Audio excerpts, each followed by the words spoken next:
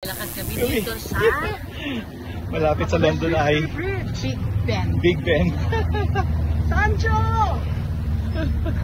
Picture ako!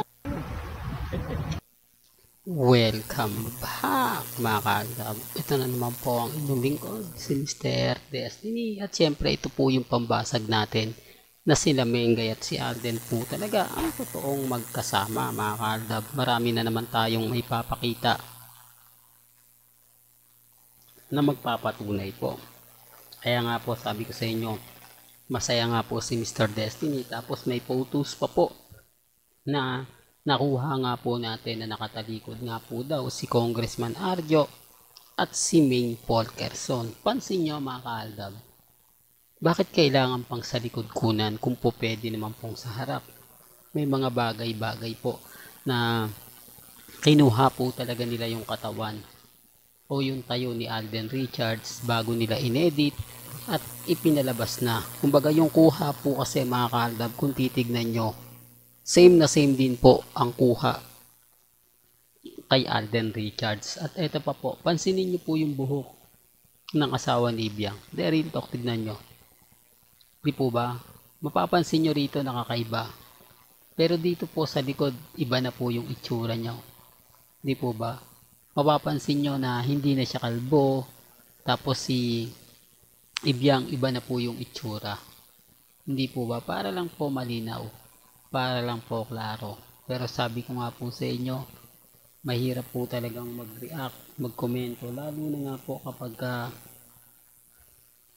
army ng kalaban. Kasi lahat po kasi ng sabihin ko, talaga naman pong hindi po ba mapapaisip ka. Pero okay lang po yan mga kaaldab. Sabi ko nga po sa inyo, dito po sa channel Mr. Destiny, marami po kayong maintindihan, marami po kayong mauunawaan.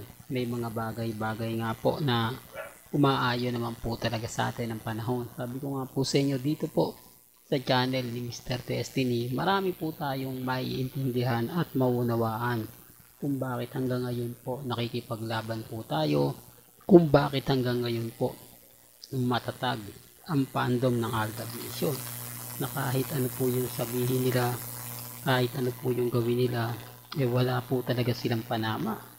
Di po ba? Hindi, real talk na mga kaaldab.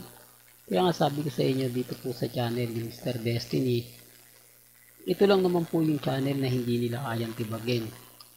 Ito lang naman po yung channel na hanggang ngayon nakikipaglaban po sa mga taong, kumbaga hanggang ngayon hindi po tayo tanggap. Mga taong laging guilty kapag ako nagbibigay ng pahayag at nagbibigay ng update. Ang gusto po kasi nila, papabor lang po sa kanila, walang po kontra. Hindi katulad po ni Mr. Destiny, nakita nyo naman po, lagi daw po tayong kontra. Wala daw po silang in-upload na hindi daw po inedit. Alam naman po pala nila mga kaaldab, bakit ginagawa pa po nila? Hindi po ba? Kaya nga sabi ko sa inyo, ano nga po ba benepisyo makukuha nila sa ginagawa nila? Gusto lang po kasi nilang patayin ng Aldab. Gusto lang po kasi nilang totally na mawala nga po yung Aldab. Na kahit hindi nagpo-post si Congressman Arjo, kahit hindi nagbibigay ng update, kahit ibang tao, okay lang. Yan po yung pagkakaiba ng sinasabi ko at pinapaliwanag. Bagamat marami pong mga kwento, maraming mga kumbaga hinaing yung iba, komento yung iba, wala naman pong problema yun eh. Kasi sa akin po, kung ano lang po yung mga nakikita ninyo, napapanood, napapakinggan, galing po yung kila Mengay at kay Arden. Hindi ko po yan inedit. At dito po sa channel ni Mr. Destiny, wala pong editan na nangyayari. Hindi po tayo yung tipo na kumbaga basta-basta na lang magre-react, basta-basta na lang magkukomento. Lalo na po kapag ang pinag-uusapan natin sina Alden Richards at si Maine. Hindi po ba? Hindi, real talk kaya mga kaaldab. Kaya nga po yung naiinis po sa akin, yung laging galit na galit, na kapag nagbibigay ng update, inuunahan na nila. Naku, fake news yan. Bakit sila affected? Di po ba? Bakit sila laging inis sa channel ni Mr. Destiny? Bakit maraming mga kaganapan na ayaw nga po nila sa mga ginagawa natin? Remind ko lang po sa mga mami, sa mga titas, sa mga senior na nakukulitan po sa mga sinasabi ko. Pasensya na po kayo kasi gusto ko lang po lagi na alam po ninyo yung mga nangyayari sa akin.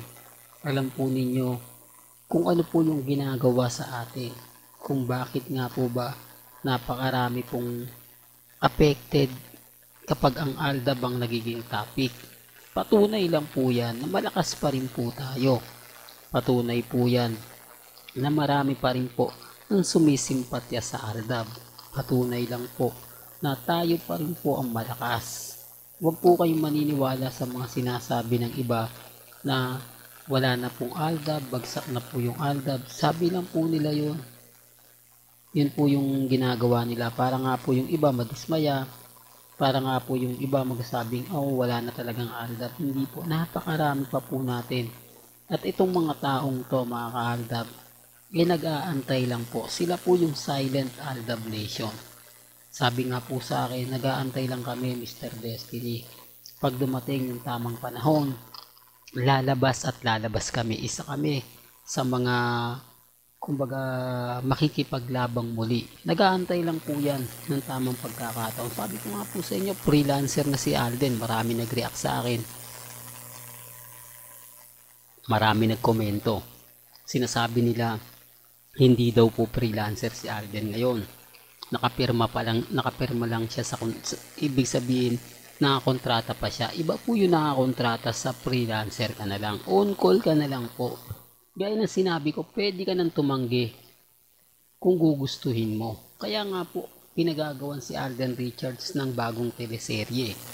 Pero hindi niya tinanggap. Hindi po ba? Hindi niya tinanggap dahil kumbaga tapos na siya eh. Sabi nga po niya sa isang interview niya way back 2024 na hindi muna siya gagawa ng mga kalye-serye. Focus po muna siya sa goal niya. Focus muna siya sa mga pagiging direktor. O, ibig sabihin, tapos na yung kontrata. Kasi sasabihin mo ba yan kung nakakontrata ka pa? Kaya nga sabi ko sa inyo, yung All Out Sunday, wala na eh. Tapos sinasabi nila yung All Out Sunday, nasa, kumbaga, idinikit lang po sa Star of the Floor. Hindi po ba pansin nyo, ginamit ng All Out Sunday yung bagong show ni Alden Richards para humatak po ng viewers. Kaya nga sabi ko sa inyo po, pwede naman po lagi o linggo-linggo o kada every 1 month si Alden Richards na andun po sa All Out Sunday para i-promote po yung mga artista ng GMA Kapuso. Pero bakit hindi niya ginagawa? O, doon pa lang may mali na eh. Doon pa lang malalaman nyo na oo nga Mr. Destiny kasi kumbaga sabi nga nila gagawa daw ng teleserye si Alden Richards, si Dingdong Dantes, ang ano niya hindi natuloy. Pangalawa ngayon si Marian Rivera, hindi pa rin natuloy. Sa dami po ng mga artista. Hindi po ba? Doon nga lang po kay Heart Evangelista bagsak na eh. Pero hindi ako namimilit ha. Sabi ko nga po sa inyo, dito po sa channel ni Mr. Destiny, may kanya-kanya tayong opinion. May kanya-kanya tayong pananaw. Depende na lang po yan sa paniniwala po ninyo.